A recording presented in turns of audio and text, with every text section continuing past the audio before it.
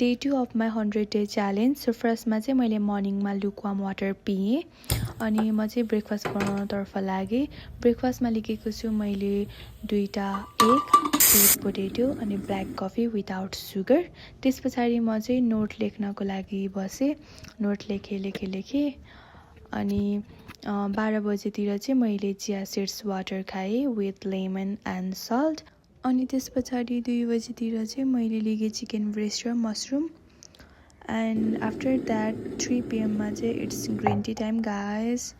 कुराको green tea हो and it smells amazing, like literally एकदम गुड स्मेल छ। खानामा पनि त्यस्तै मिठो मिठो मिठो छ, यु क्यान ट्राई।